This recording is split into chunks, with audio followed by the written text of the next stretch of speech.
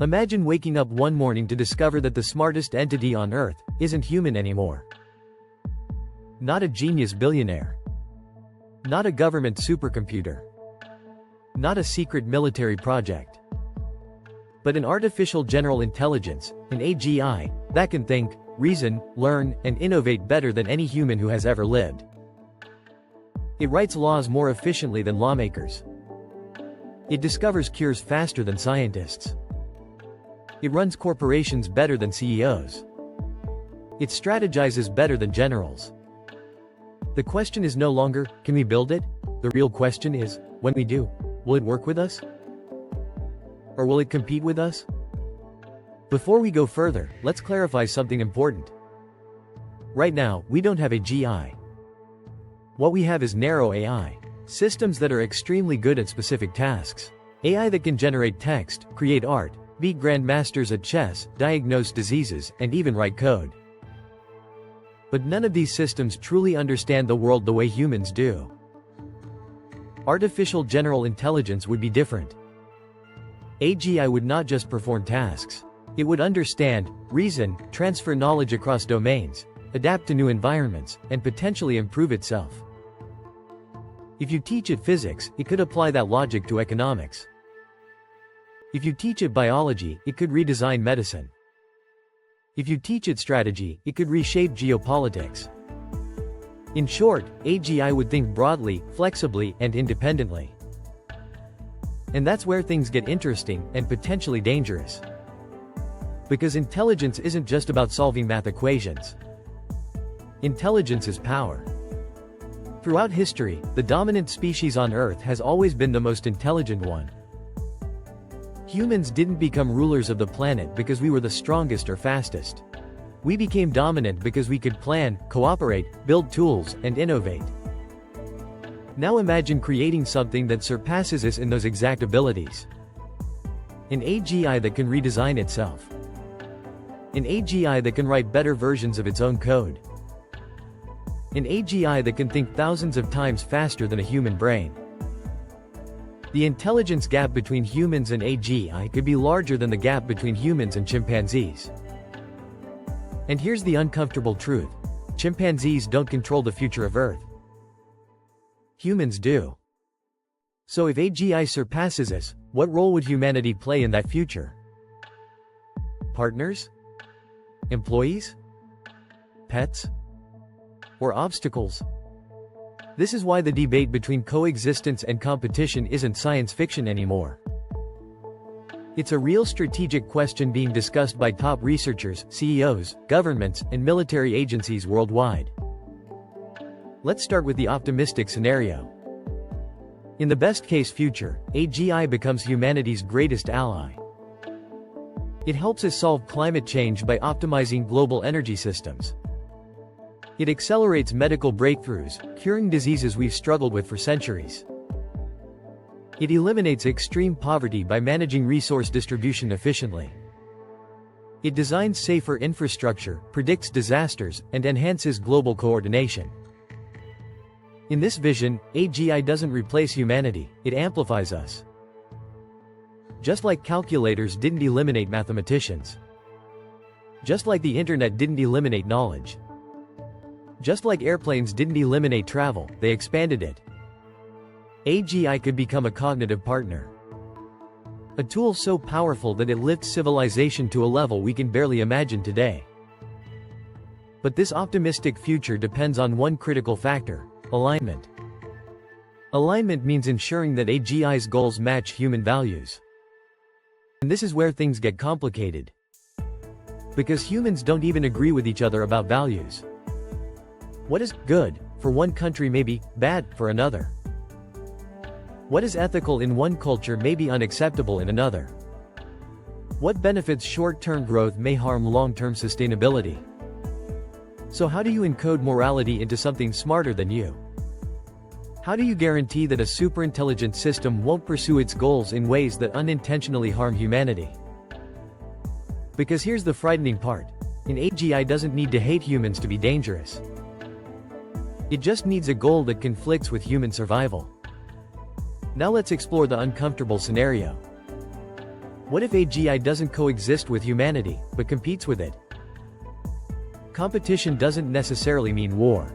It doesn't mean killer robots marching through cities. Competition could be far more subtle. Imagine corporations replacing entire executive teams with AGI systems that make better decisions, faster and cheaper.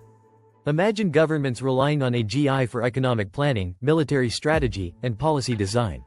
Imagine research institutions where AGI produces scientific breakthroughs without human scientists leading the process. At first, this looks like efficiency. But gradually, humans become less necessary. If AGI can design better products, manage global logistics more effectively, negotiate trade deals more strategically, and even create more compelling art and entertainment, where does that leave human contribution? Economic displacement could scale beyond anything we've seen before. Not just factory workers or drivers, but lawyers, doctors, engineers, analysts, even programmers. The Industrial Revolution replaced muscle. AGI could replace cognition. And when you replace human cognitive labor at scale, you're not just transforming the economy.